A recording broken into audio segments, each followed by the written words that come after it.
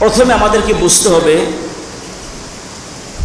নবুয়াত লাভ, নবুয়াত পেয়েছেন একটা বিষয়, আর নবুয়াত নির্ধারিত হয়েছে আরেকটা বিষয়।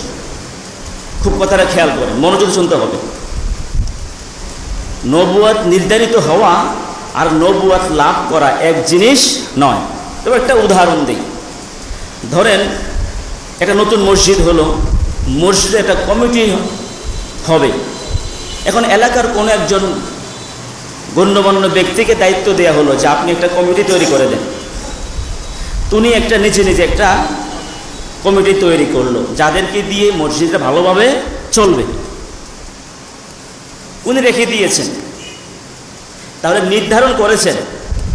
এখন যারা কমিটি হয়েছেন তারা কি এখন ওই পদ লাভ করেছেন? আমি কথাটা বুঝাতে পারছি তো? আমি উদাহরণ কেন দিয়েছি?